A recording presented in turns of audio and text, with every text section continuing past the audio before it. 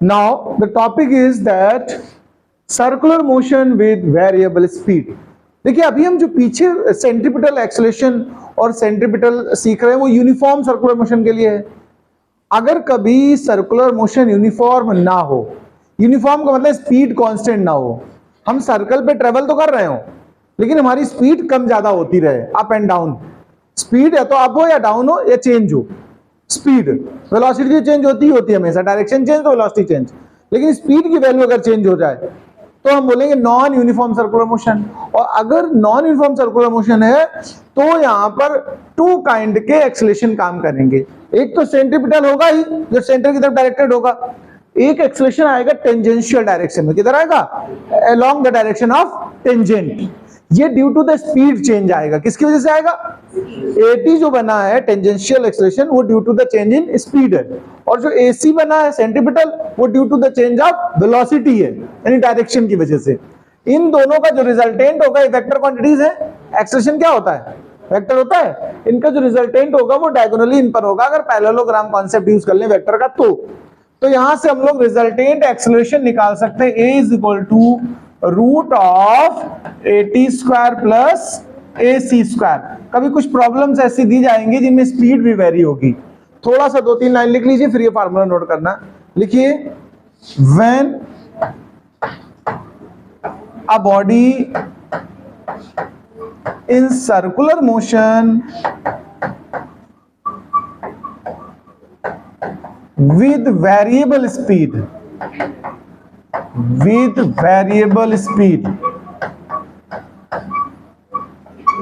it have two types of accelerations, like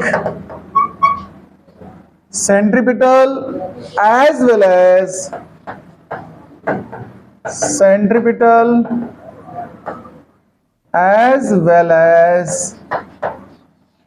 tangential acceleration. So the resultant acceleration is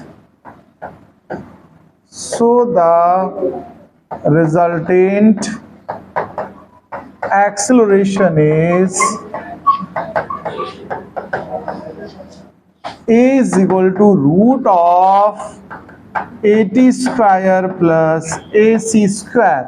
ये note कर लीजिए, ये variable के लिए है। एक क्वेश्चन ऐसे सर्कुलर मोशन रिलेटेड सुन लीजिए जरा प्लीज।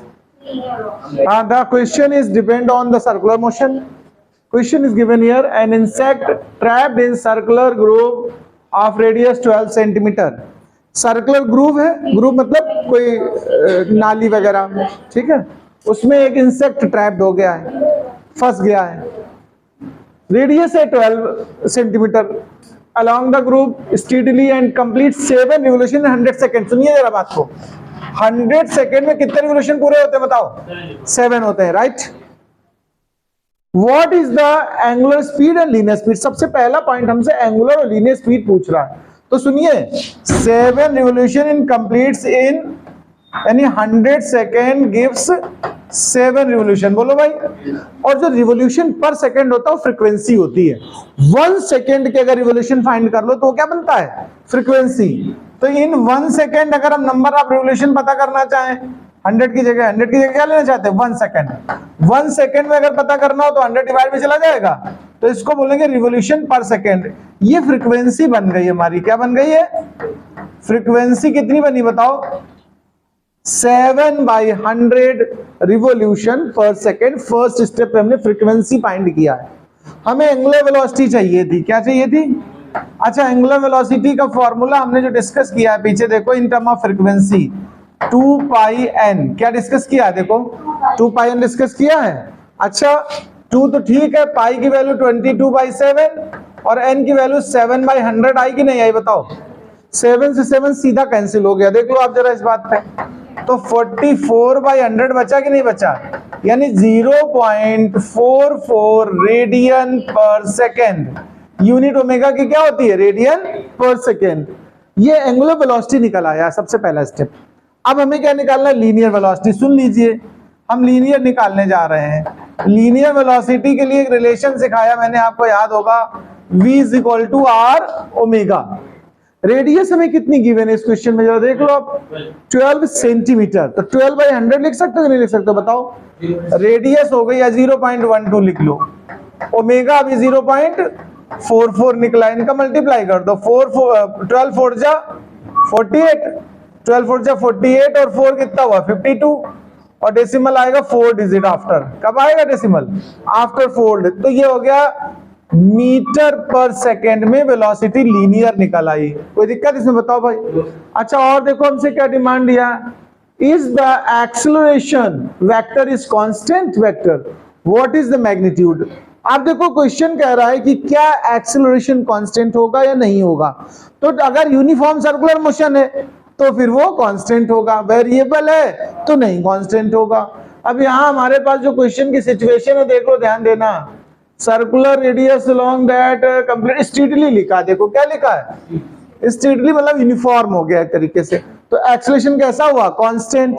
अब इसकी वैल्यू बतानी है तुम्हें, क्या बतानी है, तो देखिए सबसे पहले हम कहेंगे इस पार्ट में, सेकंड पार्ट में, yes it is constant, it is मतलब एक्सेलरेशन, इट इज कांस्टेंट। अच्छा मैग्नीट्यूड सुनिए, पढ़ाया मैंने v²/r, याद है तुम्हें। अगर हम एक्सेलरेशन बात करें तो यहाँ कौन सा एक्सेलरेशन काम करेगा, सेंट्रीपिटल। सर्कुलर मोशन में एक्सेलरेशन होता है सेंट्रीपिटल।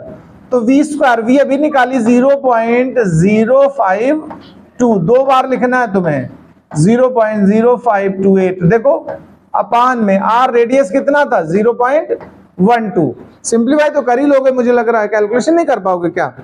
इसके बाद और देखो क्या पूछ लिया इसके लास्ट में, what is the linear displacement. Linear displacement कितने रिवोल्यूशन इसने किए जरा बताओ, 7 किए। एक रिवोल्यूशन में अगर लीनियर पूछा जाए, ध्यान देना प्लीज, हम निकालने जा रहे हैं लीनियर डिस्प्लेसमेंट, यही तो पूछा है, लीनियर डिस्प्लेसमेंट।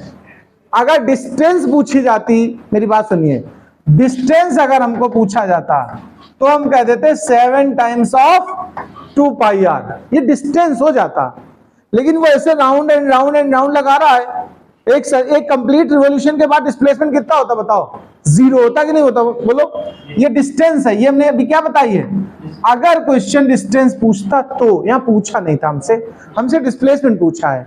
देख लो इसमें लास्ट पार्ट में क्या पूछा है, देखो डिस्प्लेसमेंट या distance, what is linear displacement.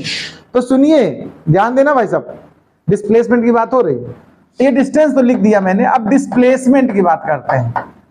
Displacement 0 for each revolution, बताओ ईच रिवॉल्यूशन के लिए लीनियर डिस्प्लेसमेंट कितना होगा, 0 होगा कि नहीं भाई। एक सर्कल पूरा हुआ तो जहां से चला था वहीं पहुंच गया, और टोटल उसने 7 टाइम राउंड लगाया, 7 टाइम, तो डिस्प्लेसमेंट कितना होगा बताओ, 0 ही तो होगा। तो आफ्टर 7 रिवॉल्यूशन, हर एक रिवॉल्यूशन में वो 0 डिस्प्लेसमेंट बता रहा है रिवॉल्यूशन, तो 7 रिवॉल्यूशन बाद भी कितना हुआ, 0 मीटर हुआ। ये हो गया आंसर आपका, नोट कर लें इसको।